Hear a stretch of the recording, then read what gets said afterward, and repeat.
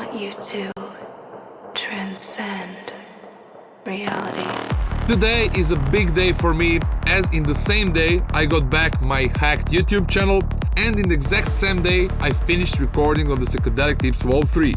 So I'm using my recovered YouTube channel to let you know that Psychedelic Tips Vol 3 is available to you on my website. So Psychedelic Tips Vol 3 is an online course made of 22 hours of video material based on the real work on a track. These 22 hours of video are made from 21 studio sessions in which I have recorded every single process of making this track, and when I say everything, I mean every single thing.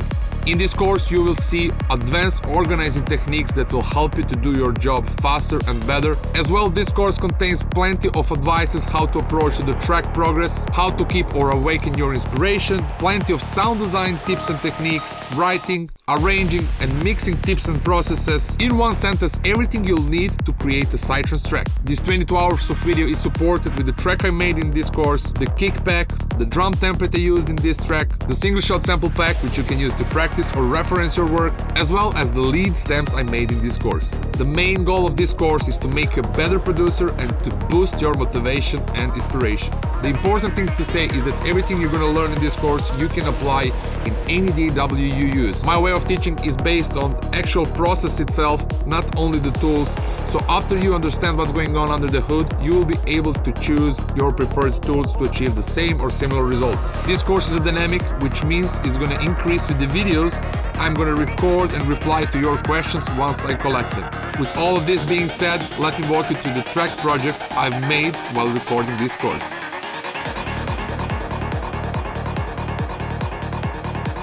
So this is the final version of the track and the final project, and in this course you will be able to see how to organize yourself, and one of those things is how to sort all of the sessions and how to be sure that everything is backed up in order that we avoid any unwanted processes, that we lose something, or if we have some bad session that we can always come back and continue from the point that we were happy in. As already being said, this course is made up of 21 studio sessions, and every session is a certain progress in a track.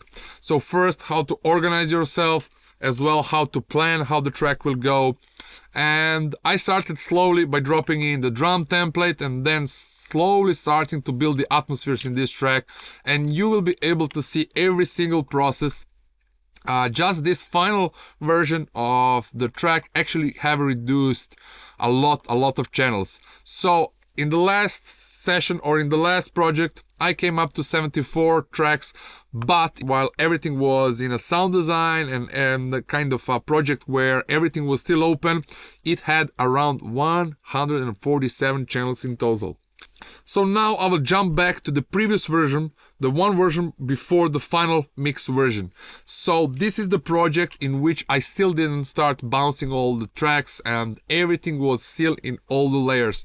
So for example, in the previous project you were able to see that single shot 02 is only one file, while actually it's been made from, as you can see over here, several of them. So you will be able to see every single process, every single layer, how it's been created. So all the atmospheres, all the writings, all the notes, the syntheses, what tools I use, what processes and whatsoever. So the first chapter of this course is basically building up this first part of the track, or just giving the track the soul, as I like to say, and printing out some atmospheres that are gonna create this moment of inspiration. And with this, when the inspiration hits in, everything else will be super clear, as the track will kind of give us information or the tips what we should do next. So this is the first chapter, building this atmosphere, setting up, shaping out, and then after that I'm gonna be moving to building up some storytellers. And as I already explained several times, the Psytrance tracks are mostly created by single shots, which are generally bringing the atmosphere. So how you're gonna choose and which type of the single shots you're gonna use is gonna be up to you, as it will actually depend from what type of the emotion you wanna create in your tracks. And as I'm making type of the atmospheric progressive, and I will say that this atmospheric is actually maybe the best word to describe my music. After that, the second type or second category of the sounds are actually the storytellers, in which I have explained everything, how to create them, what is the main catch and what is their purpose. So single shots, they have a start point, they've been fired, they have the end, and they're going to be repeated a little bit later in the track. While storytellers, they mostly looped. They will have a certain pattern and they're going to be repeating, and they're going to create or take the part of one part of the track, in which I created something sounding like this from many different layers, of course.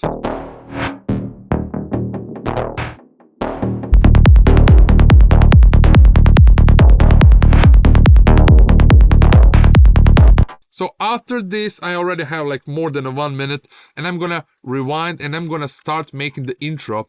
And this moment, as I already said, it's really important to me, because this is the moment when the track is gonna start having the flow. So everything before that was kind of a sound design mindset, and there's not a certain flow. I was just concentrating on how to approach the track to have the atmospheres and some certain elements which I'm going to be able to use once I start making the arrangement. So in this course, the main attention will be how to organize yourself, how to focus on a certain processes specifically, which means if you are in a sound design mode, that you shouldn't be doing certain things because they can distract you from being a sound designer. Anyway, so there's plenty of information from the side of organizing yourself, and what I believe are the crucial thing and the most important, where your focus should be while you do a certain processes. So this part is actually really important when it comes to writing a track or actually being a producer. As I already have said, being a producer is the main thing, I would say, because the producer is going to be that central figure that's gonna be in charge for starting and finishing the track. Like all these other parts like writing, sound design, mixing, mastering and other things actually can be done by someone else, but without a producer the track, it cannot be done. So this is the moment when the track is gonna start having the flow, and I'm gonna share with you how much you should listen to this track and how to approach it, how much you should work in every session on a track to avoid any burnout of this track, to avoid any kind of bad feelings when it comes to this track. So carefully working step by step and trying to feel the track and connect with it, and also being careful about over-listen, as it might hurt you in a way that you're not gonna be able to hear that track objectively anymore. So building the intro, and this is when the whole game changes, and this is when I start making the changes in the single shot sounds, because now I started, actually my focus went into this producer mode, in which I started listening the flow of a track and trying to feel when certain things should happen, like moving the single shot sounds. And then this producer mode have an enormous amount of really good information, and I believe the most important ones, because this is when I'm gonna be share with you like which part have each job for creating a certain element, as well how you can make your tracks arrangement DJ friendly and other things, like so many different things.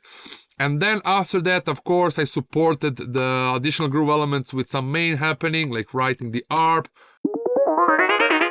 I went in details which notes I used, why did I use them. Actually, I borrowed the harmony from a track that I like, which is not connected to the Psytrance at all. I also show how to use a scaler if you are not familiar with the music theory, and how you can actually have something as a start point. Then I went to the like support elements, like a boosters as it's called over here, like how you can bring up the tension of the track with a certain sound design sets, and like how you can boost everything up.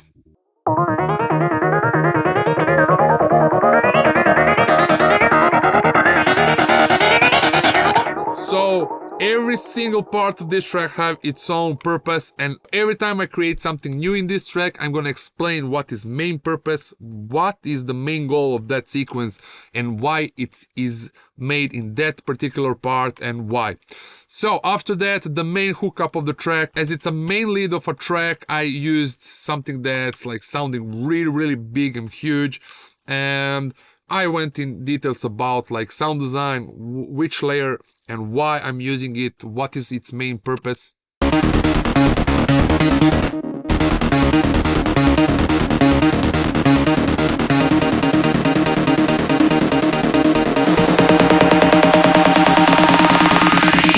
want you to transcend realities. As well, in this course, I paid a huge attention on these specific details, as I believe they are the difference between like advanced producers and somebody who is just in between and trying to make their production a bit better. So how to transit from one part to another. If there's a huge switch of the scene, like what are the small things you can try to do in order that it have much better transition from one part to another. For example, I use some trick over here, which you will be able to see in details in this course.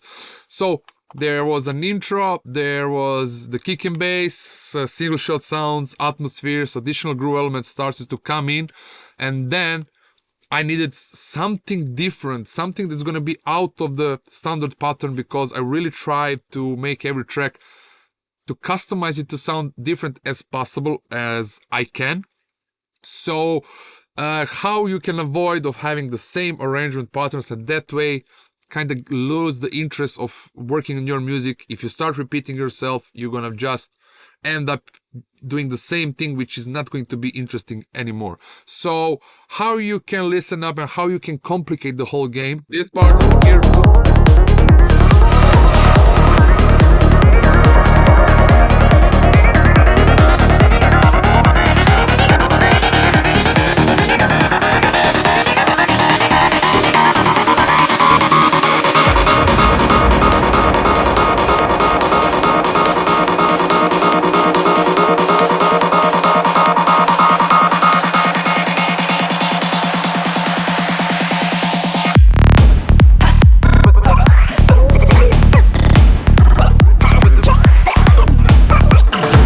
So I would say that this part is something that's gonna bring a bit of attention in this track. As the first part, as I already said, it's not only about doing the same thing over and over, but we need to leave some time of some type of template arrangement, because our music is gonna end up mostly in the DJ sets and we want to have our tracks DJ friendly. So how to avoid your track being avoided by a DJs as well when it comes to arrangement. So after that, I tried to complicate it a little bit and I changed the groove in this track over here to bring it to be a more dynamic. And I already explained this philosophy about like old-fashioned progressive Psytrance and the new-fashioned progressive Psytrance, even though this track is in 142. So I would say it's floating in between a full-on and progressive Psytrance, combined with my old style of atmospheres using over here. So I really tried to bring as much as I can inside of this course and this track in order that I explain as much as I can. And now another important or really interesting thing is that this vocal in details, like step by step, how did I create it. And if I just show you, it's actually me recording, and you'll be able to see me like just doing these things.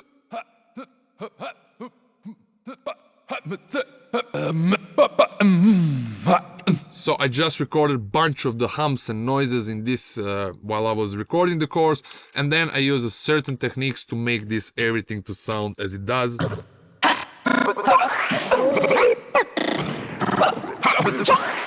But in details, like every single step and how did I use and what I did, like bounced and then moves and used the chops and how did I do that, as well as creating this type of the melody.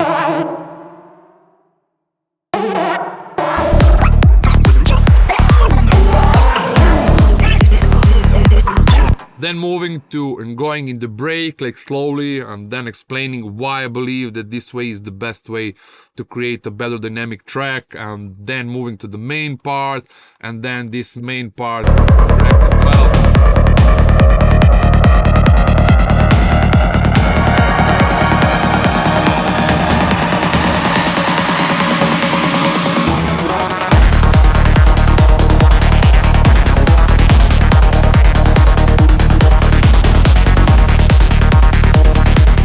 So everything I did for making this track is recorded, so nothing has been done without the camera on. Actually, there was just a small touch which I went through the next session if I did some changes, just a small one. So I did cover every single thing on this. So this is why it needed 22 hours, and I believe that if you go slowly, with a slower pace on this course and pay attention on everything that's happening, and if you're gonna go patiently with this, if you watch a session in every 2 or 3 days and then try to apply those things, that you will be on a really good way to become a better producer. So this course is a dynamic, as I already said, so I really would need your help to make it even better.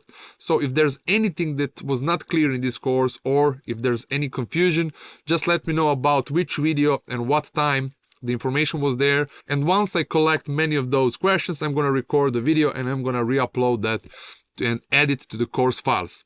So, as I already said, Psychedelic Tips is up and ready, and see you in the classroom.